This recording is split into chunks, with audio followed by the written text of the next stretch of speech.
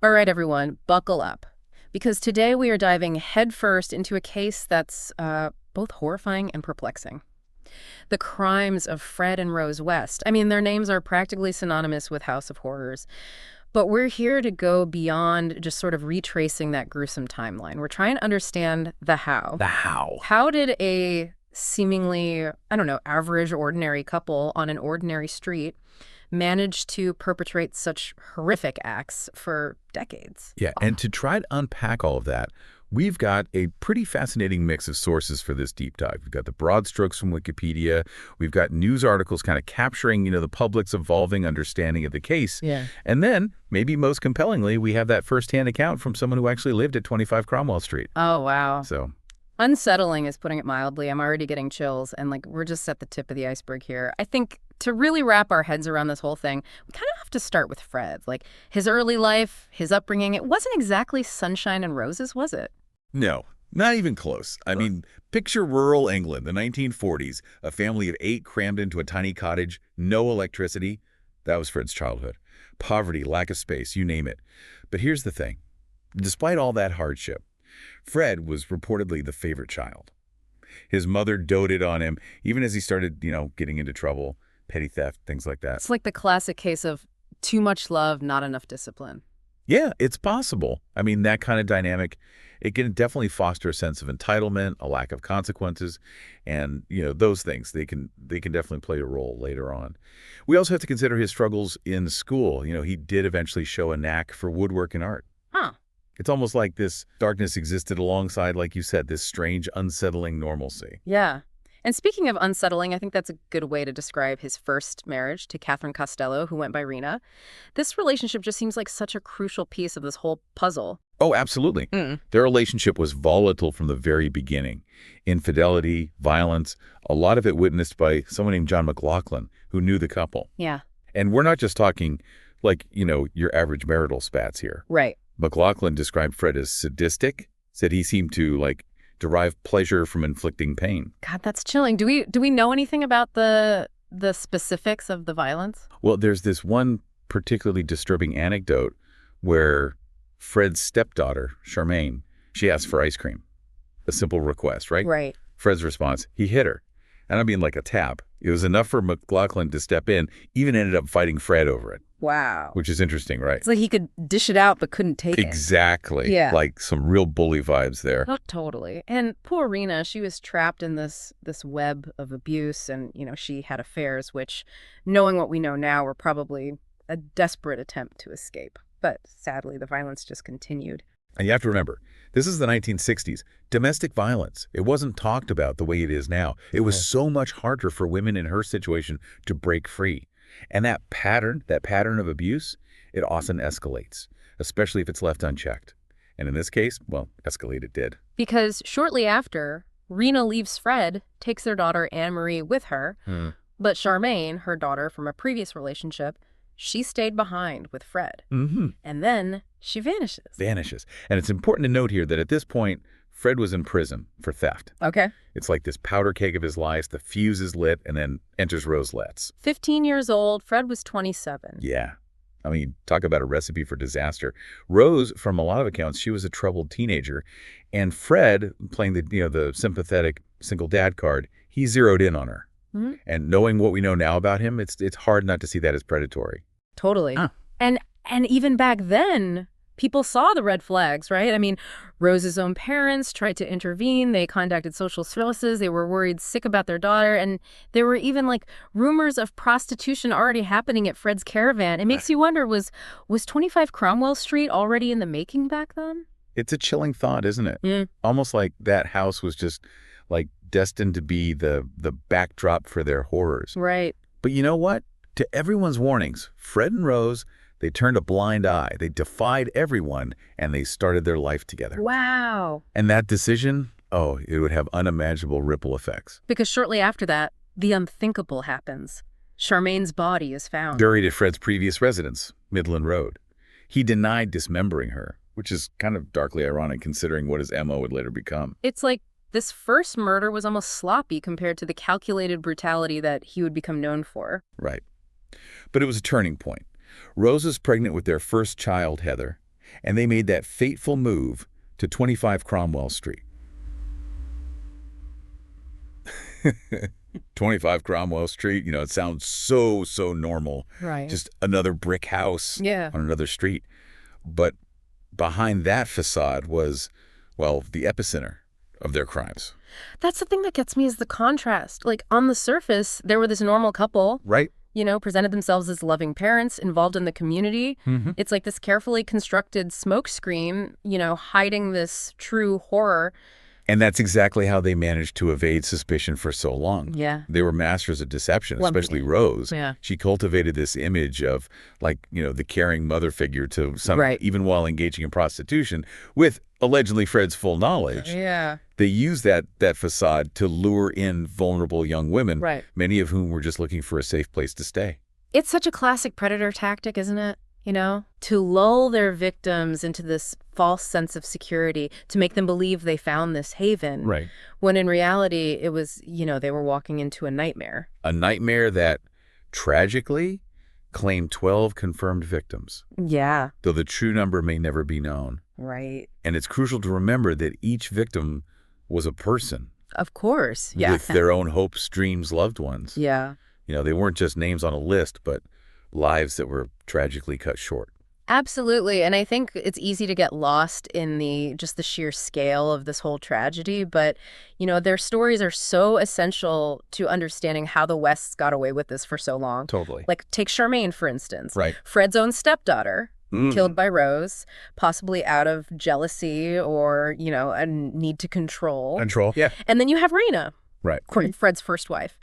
And her disappearance, it was likely a way to cover up Charmaine's murder. Right. It's just this horrifying escalation. Right. And then Lindy Go, a lodger who, had a relationship with Rose, even shared sexual partners with her. Yeah. And when she vanished, Rose was seen wearing her clothes, telling people she had just moved away. It's chilling. It's chilling how easily people believed them. I know. And then you have this sort of turning point, this glimmer of hope. You have Caroline Owens, Okay. who was hired as a nanny, and she actually survived a brutal attack by both Fred and Rose. Wow. And even reported it to the police. She did. And this is where it takes a really, really frustrating turn. Yeah. The system failed Caroline. Yeah. She was pressured to not testify, Uh-huh. and the charges were reduced to basically a slap on the wrist. I'm fine.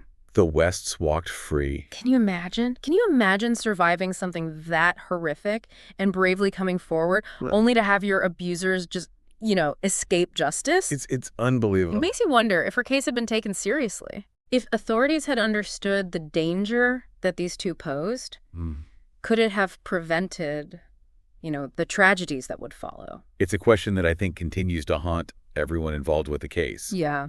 But the horrors didn't stop there. Right. More victims were lured to 25 Cromwell Street, Right. subjected to, just unimaginable cruelty, killed, buried, and then, in just a really horrific turn of events, their own daughter, Heather, disappeared. Heather, who had been, from what I understand, enduring years of abuse at the hands of her father. It's awful. And she had reportedly started confiding in friends about what was happening at home and was finally reaching out for help. Right. And tragically, it seems that act of courage is what cost her life. Yeah. And even then, the Wests they stuck to their facade of normalcy. Right. They claimed Heather ran away. They told people that she was working at a holiday village. Wow. But her friends knew better, Right. Yeah. They knew that she wouldn't have just disappeared. And this is where that firsthand account from the woman who lived at 25 Cromwell Street becomes so powerful. Oh, yeah. Because it paints this vivid and disturbing picture of life inside that house. Right. She describes Fred as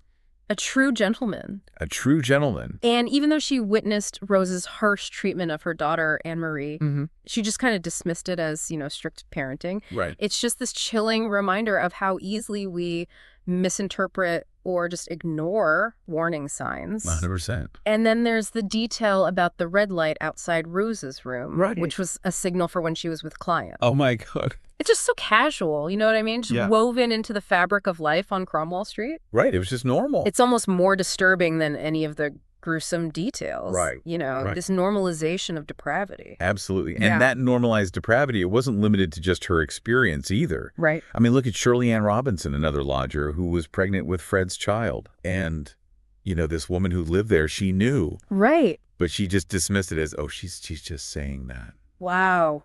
It's a testament to how much the Wests had warped reality Yeah. inside the walls of that house. It's like they created their own world. Their own world. Where their actions were, somehow acceptable or even normal. Normal, yeah. And tragically for so long, it worked. It did. But, those walls, they started to close in. Yeah. And it all kind of came crashing down in 1994. Right. When a tip about the sexual abuse of one of their daughters led police straight to 25 Cromwell Street. Oh, wow. It's kind of hard to believe it took so long. Right. But then again, yeah. they had become masters of deception, blending in, keeping their secrets buried. Literally. Literally, yeah. Okay. And those secrets, yeah, they only started to come to light when their kids, right, their own flesh and blood, found the courage to speak out. It's just, God, that took such strength to break free from that. I can't even imagine. Oh, I know. And I can't imagine what it must have been like for the investigators. I mean, just discovering those bodies piece by piece in the cellar, the garden. I mean, the sheer horror. The horror of it all. I mean, it was just grim. The victims had been dismembered. There were bones missing, probably kept by Fred as trophies. Oh, God. Just the detail is it makes your skin crawl. Forensic experts, they had to work so hard to identify the remains, to give these people their names back.